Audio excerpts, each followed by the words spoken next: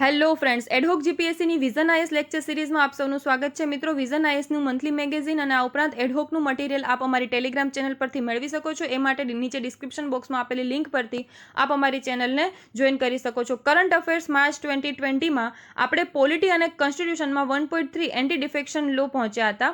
હવે anti defection લો હાલમાં ન્યૂઝમાં કઈ રીતે છે તો કે જે મધ્યપ્રદેશ છે એના પોલિટિકલ ક્રાઇસિસના લીધે હાલમાં એન્ટી ડિફેક્શન લો છે એ ન્યૂઝમાં રહ્યું છે. હવે મોર ઇન ન્યૂઝમાં આપણે જોઈએ તો જે 22 member of Madhya Pradesh legislative assembly હતા, મધ્યપ્રદેશની જે લેજિસ્લેટિવ એસેમ્બલીના 22 સદસ્યો હતા, એમણે રેઝિગ્નેશન આપી દીધું સ્પીકરને. બરાબર, આના કારણે શું થયું કે રૂલિંગ પાર્ટી જે હતી, ગવર્મેન્ટ જે છે એની પડી ભાંગી, સરકાર પડી ગઈ. હવે આનાથી આ રૂટથી ગવર્મેન્ટ પડી ગઈ અને એન્ટી ડિફેક્શન લો છે એ બાયપાસ થઈ ગયો. બરાબર, એટલે આપણો જે એન્ટી ડિફેક્શન લોનો જે મેઇન કી ઓબ્જેક્ટિવ હતો એ આપણો ફૂલફિલ અહીંયા થતો જ નથી. કી ઓબ્જેક્ટિવ શું છે આપણા એન્ટી ડિફેક્શન લોનો? કે જે ગવર્મેન્ટ છે એને સ્ટેબિલાઇઝ રાખવી, એને સ્થાયી રાખવી. હવે આ રૂટથી તમે ગયા તો એન્ટી ડિફેક્શન લો તો અહીંયા લાગુ ના પડ્યો અને અહીંયા કોઈ મતલબ રહેતો નથી. હવે આપણે અહીંયા ડીપ અન્ડરસ્ટેન્ડિંગ લેવાની છે એન્ટી ડિફેક્શન લોની. તો કે આપણા કોન્સ્ટિટ્યુશનમાં બંધારણમાં 10મી અનુસૂચિની અંદર આપણે દલ બદલ કાનૂન અંગે ચર્ચા કરવામાં આવી છે, એન્ટી ડિફેક્શન લો અંગે.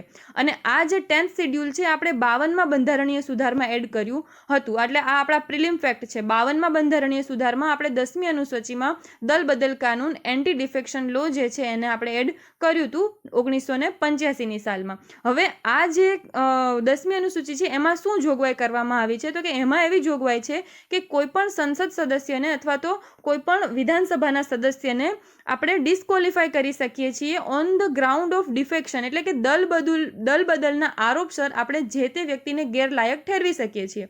હવે આ જે ડિસિઝન છે કોણ લેશે તો કોન્સ્ટિટ્યુશનમાં એના માટે કહેવાયું છે પ્રિસાઇડિંગ ઓફિસર ઓફ ધ લેજિસ્લેચર, એટલે કે જે તે સદન હશે. જેમ કે આપણે લોકસભાની વાત કરીએ તો લોકસભા અધ્યક્ષ અને જો રાજ્યસભાની વાત કરીએ તો રાજ્યસભાના સભાપતિ, એ આના પર ડિસિઝન લેશે કે વ્યક્તિ ડિસ્કોલિફાય છે કે નથી. અને એ સેના ગ્રાઉન્ડ પર લેશે કે કોઈ જો મેમ્બર ઓફ હાઉસ છે એ પિટિશન કરશે તો પછી પ્રિસાઇડિંગ ઓફિસર હશે એના પર ડિસિઝન લેશે. બરાબર, આટલો આપણને આઈડિયા આવ્યો. ત્યારબાદ હવે જોઈએ તો આ જે કાનૂન છે, આ જે કાયદો એ આપણને જે લેજિસ્લેચર જે છે, આપણા જે વિધાયકો છે એને પાર્ટી બદલતા એટલે કે દલ બદલ કરતા રોકે છે.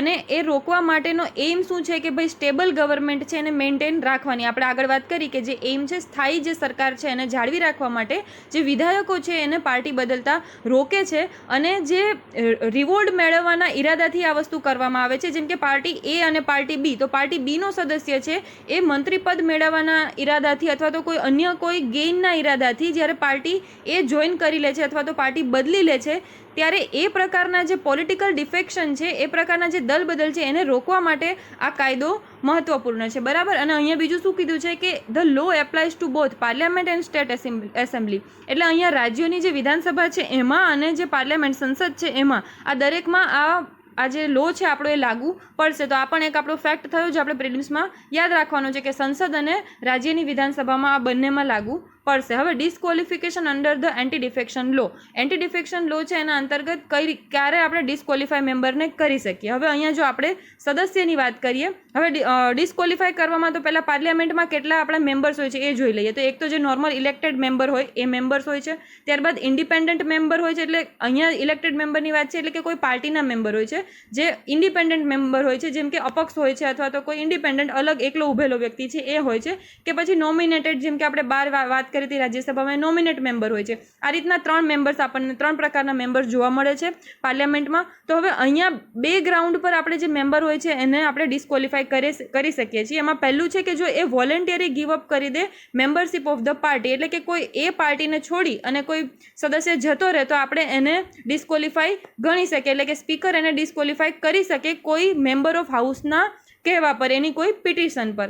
અને આ ઉપરાંત vote in the house against the direction of the party, પાર્ટીનું જે વોટ હોય છે એનું જે ડાયરેક્શન હોય છે, આપણે જે વ્હીપની વાત કરી હતી એ વ્હીપ વિરુદ્ધ જો જાય જે તે સદસ્ય તો એને પણ આપણે ડિસ્કોલિફિકેશન કરી શકાય છે. બરાબર, એટલે 2 ગ્રાઉન્ડ થયા. એક તો વોલેન્ટરી ગીવ અપ કરી દેશે પાર્ટીની મેમ્બરશિપ તો, અને બીજું એ થયું કે જો વ્હીપની વિરુદ્ધ મત કરશે તો આ બે વસ્તુ. અને ઇન્ડિપેન્ડન્ટ મેમ્બરની વાત કરીએ તો જો ઇન્ડિપેન્ડન્ટ મેમ્બર છે એને પણ આપણે ડિસ્ક્વોલિફાય કરી શકીએ જો એ કોઈ પાર્ટી જોઈન કરી લે. એટલે જ્યારે એ ચૂંટણી લડે છે ત્યારે એઝ અ ઇન્ડિપેન્ડન્ટ મેમ્બર લડે છે અને ચૂંટણી જીત્યા બાદ એ કોઈ એ કે બી પાર્ટી જોઈન કરી લે છે તો એને પણ આપણે અહીંયા ડિસ્ક્વોલિફાય કરી શકીએ છીએ. ત્યારબાદ નોમિનેટેડ મેમ્બરની વાત કરીએ તો નોમિનેટેડ મેમ્બર છે એ જો પોતે નોમિનેટ થયાના 6 મહિના પછી after expiry of the 6 month 6 મહિના પછી કોઈ પોલિટિકલ પાર્ટી જોઈન કરે છે તો જ આપણે એને ડિસ્ક્વોલિફાય કરી શકીએ. જો એ 6 મહિનાની અંદર કોઈ પોલિટિકલ પાર્ટી જોઈન કરી લે તો આપણે એને ડિસ્ક્વોલિફાય ના કરી શકીએ. હવે અહીંયા એ ધ્યાન રાખવાનું છે કે જ્યારે એ પોતે 6 મહિના પહેલાં પાર્ટી જોઈન કરી લે છે તો એના પછી એને ઇલેક્શન લડવું પડે છે અને પછી એ રીતે મેમ્બર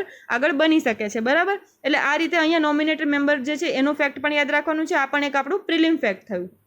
ત્યારબાદ શું કીધું છે કે જે એક્સેપ્શન છે અંડર ધ લો કે જેની અંદર આપણે ડિસ્ક્વોલિફાય જે તે વ્યક્તિને ના કરી શકીએ તો એમાં એવું છે કે merger between 2 political parties and 2/3 of the member of legislature party agree to the merger they will not be disqualified. એટલે જ્યારે કોઈ પાર્ટીના 1/3 મેમ્બર છે એ 1/3 મેમ્બર નક્કી કરી લે છે કોઈ અન્ય પાર્ટીને જોઈન કરવાનું એ વખતે આપણે એવું ડિસ્ક્વોલિફાય એમને એ બાબત પર ના કરી શકીએ કે એ જે ડિફેક્શન છે એટલે કે દલ બદલ કર્યું. ત્યારબાદ બીજું જે એક્સેપ્શન છે એ સ્પીકર ઓફ લોકસભા અને ચેરમેન ઓફ રાજ્યસભા છે. આ બંને આપણે કાસ્ટિંગ વોટ હોય ત્યારે એવું ના કહી શકાય કે જે લોકસભાના સ્પીકર છે એમણે પાર્ટી એ જે તે પાર્ટીના હોય એના વિપ પ્રમાણે કાર્ય કરવું જરૂરી છે. એટલે જો એ વિપની વિરુદ્ધ જાય તો પણ એના પર એન્ટી ડિફેક્શન લો લાગુ થશે નહીં. આ બે એક્સેપ્શન હતા, એક તો મર્જર અને એક સ્પીકર ઓફ લોકસભા અને ચેરમેન ઓફ રાજ્યસભા હોય ત્યારે. હવે એન્ટી ડિફેક્શન લો જે છે એને કેમ આપણે વધુ સ્ટ્રેન્થન કરવાની અથવા તો એમાં થોડા ચેન્જીસની કેમ જરૂર છે તો એમાં પહેલો પોઈન્ટ એ છે કે હાલમાં જે એ લો છે ને એ એટલો ઇફેક્ટિવ છે જ નહીં.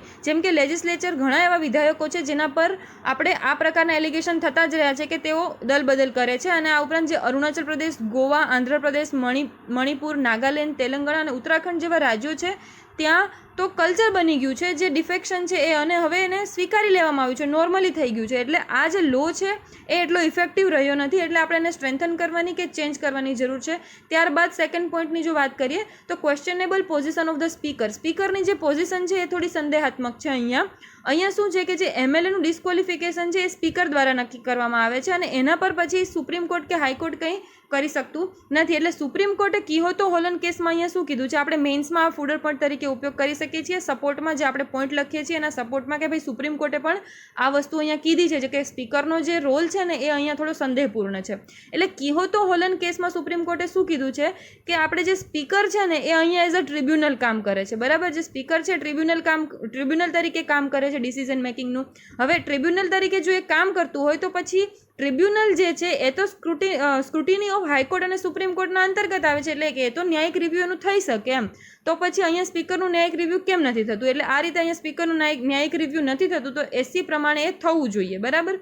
ત્યારબાદ વાત કરીએ તો જે Supreme Court in the Karnataka rebel MLA જે કેસ હતો એમાં સ્પીકરને political affiliation can not come in the way of adjudication એટલે કે એ લોકોનો જે રાજનૈતિક જે એ લોકોના લાભ હોય છે, જે રાજનૈતિક એ લોકોના પોઈન્ટ ઓફ વ્યૂ હોય છે એ ડિસ્ક્વોલિફિકેશનનું જ્યારે એ ડિસિઝન લે ત્યારે એ લોકોના નિર્ણયની વચ્ચે રાજનૈતિક એમના પોઈન્ટ ઓફ વ્યૂ ના આવવા જોઈએ. સુપ્રીમ કોર્ટે કર્ણાટકના જે એમએલએ વાળો કેસ હતો એમાં આ ડિસિઝન આપ્યું હતું. એટલે કિહોતો હોલન કેસ એક ખાસ યાદ રાખવાનું છે કે કિહોતો હોલન કેસમાં એણે કીધું કે supreme court as a tribunal work કરે છે, speaker as a tribunal work કરે છે અને ટ્રિબ્યુનલ જે છે એ સ્ક્રુટિની ઓફ હાઈકોર્ટ અને સુપ્રીમ કોર્ટમાં આવે એના કારણે સ્પીકર પણ આવવું જોઈએ. અને કર્ણાટકવાળામાં એવું કીધું કે જે સ્પીકર છે એનું ડિસિઝન છે એ પોલિટિકલ કોઈ પોઈન્ટ ઓફ વ્યૂ જે છે એમાં એને ઇન્ફ્લુઅન્સ ના થવું જોઈએ. ત્યારબાદ થર્ડ પોઈન્ટ લઈએ કે શું કામ ચેન્જ કરવાની જરૂર છે કે સ્ટ્રેન્થન કરવાની જરૂર છે તો ટુ સ્ટેબિલાઇઝ ધ પાર્લિયામેન્ટરી સિસ્ટમ. આપણી પાર્લિયામેન્ટરી સિસ્ટમને સ્ટેબિલાઇઝ કરવા માટે આપણે આગળ પણ વાત કરી હતી. મેઇન એનો શું છે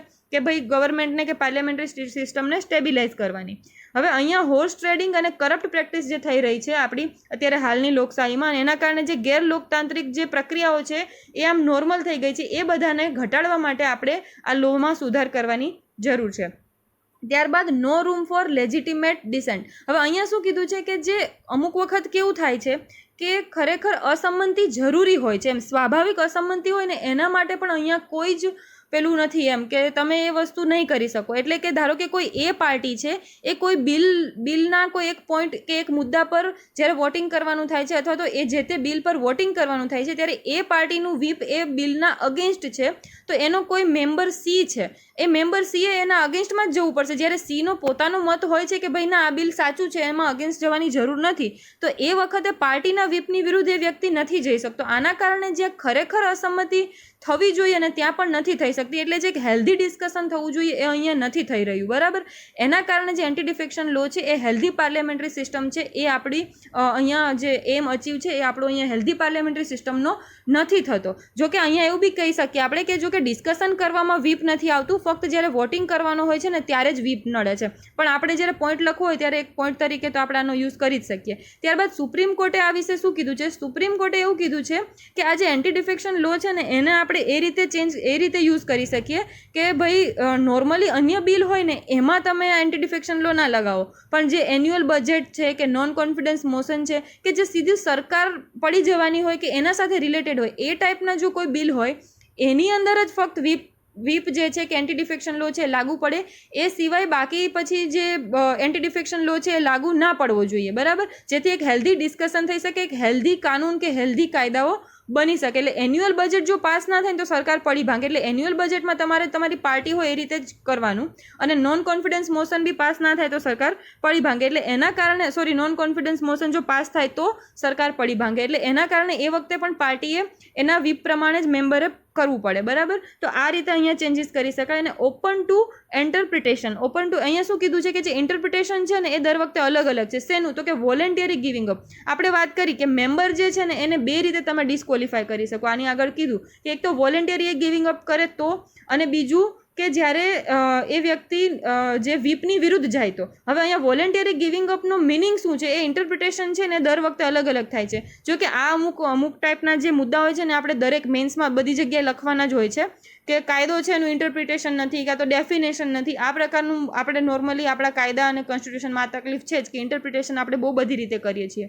એટલે સુપ્રીમ કોર્ટે અહીંયા એવું ક્લિયરિફાઈ કર્યું છે આ પોઈન્ટમાં કે જે ઇન્ટરપ્રિટેશન છે એનું રિઝનેબલી સ્પીકર દ્વારા જે નિર્ણય લેવામાં આવે છે રિઝનેબલ હોવો જોઈએ, બરાબર. ત્યારબાદ હવે જોઈએ તો ways to strengthen the anti defection law. એટલે આપણે જોયું કે એન્ટી ડિફેક્શન લોને સ્ટ્રેન્થન કરવાની જરૂર છે. હવે જો જરૂર છે તો પછી વે ફોરવર્ડ બી દેવું પડે કે સ્ટ્રેન્થન કઈ રીતે કરી શકાય. તો પહેલો એમાં પોઈન્ટ છે કે અલ્ટરનેટ ઇન્ડિપેન્ડન્ટ મિકેનિઝમ એક વિકસાવી શકાય. એમાં સુપ્રીમ કોર્ટે કીધું છે કે પાર્લિયામેન્ટ આ જે કોન્સ્ટિટ્યુશન એમેન્ડમેન્ટ કરી અને સ્પીકરનો જે રોલ છે એ સ્પીકરના બદલે એક પરમેનન્ટ ટ્રિબ્યુનલ બનાવી દે અને એને હાઈકોર્ટના ચીફ જસ્ટિસ ઓફ હાઈકોર્ટ અથવા તો રિટાયર્ડ સુપ્રીમ કોર્ટના જે જજ હોય એના દ્વારા એને હેડ કરવામાં આવે. તો આ એક ટ્રિબ્યુનલ બનાવી દે અને એ જે ડિસ્ક્વોલિફિકેશન પર ડિસિઝન લે.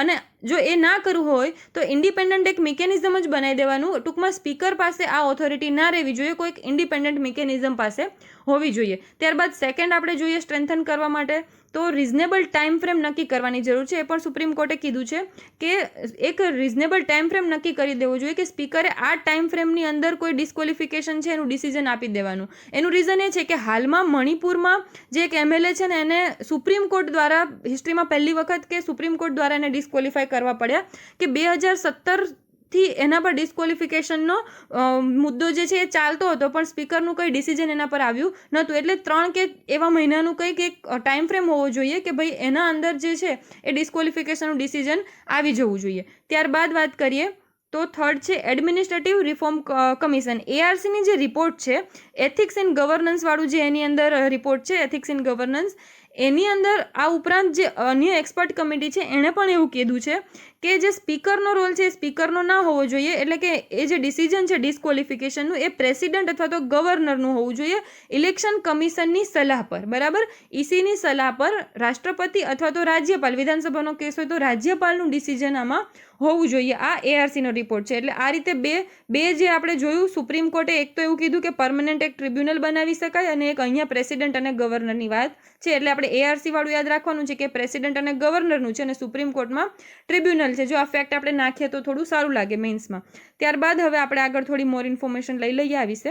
તો અહીંયા શું છે કે એમેન્ડમેન્ટ ઓફ ધ લો, એટલે કે આ જે લો છે એની અંદર ચેન્જીસ થયા છે. આની પહેલાં શું ચેન્જ થયા છે તો કે 1/3 આપણે જે મર્જરની વાત કરી ને આગળ, કે 1/3 જો પાર્ટી મેમ્બર સંમત હોય તો એ મર્જ કરી અને બીજી પાર્ટીમાં એડ થઈને મર્જ થતી હોય કોઈ બીજી પાર્ટી સાથે, એક પાર્ટી બીજી પાર્ટી સાથે મર્જ થતી હોય તો એને ડિસ્ક્વોલિફિકેશનનો જે આ કાયદો છે નહીં લાગુ પડે, બરાબર. પણ આના પહેલાં શું હતું કે સ્પ્લિટવાળું પણ હતું, કે જ્યારે કોઈ એ પાર્ટી છે એના 1/3 મેમ્બર છે એ એમાંથી નીકળી જાય, સ્પ્લિટ થઈ ગઈ પાર્ટી, તો એ વખતે આ 1/3 મેમ્બર પર એન્ટી ડિફેક્શન લો લાગુ નહીં પડે. હવે અહીંયા શું થતું હતું કે તમે એક બાજુ એન્ટી ડિફેક્શન લોમાં એમ કહો છો કે ભાઈ અમે દલ બદલ નથી કરવા દેવાનું, એના કારણે આ વસ્તુ છે, જ્યારે એક બાજુ 1/3 દલ બદલ કરવાની, એટલે કે તમે નાની ચોરી ના કરો, મોટી ચોરી તમે કરી શકો છો, એટલે મોટા પાયે તમે દલ બદલ કરી શકો છો, એકલા આટલા ના કરો, બધાને સાથે લઈને જાઓ, બરાબર. એટલે આના કારણે આ જે પ્રોવિઝન હતું એને કાઢી નાખ્યું, કે હવે ફક્ત ખાલી મર્જરવાળું જે પ્રોવિઝન છે એ જ રાખ્યું છે, એટલે સ્પ્લિટ કરીને 1/3 વાળું જે છે એ હવે નથી. એટલે આ પણ આપણે પ્રિલિમ્સના પોઈન્ટ ઓફ વ્યૂથી લખી શકીએ અને મેન્સમાં પણ ક્યાંક નાખી શકીએ. તો થેન્ક યુ વેરી મચ. આ હતું આજનું આપણું વિઝન લેક્ચર સિરીઝનો લેક્ચર.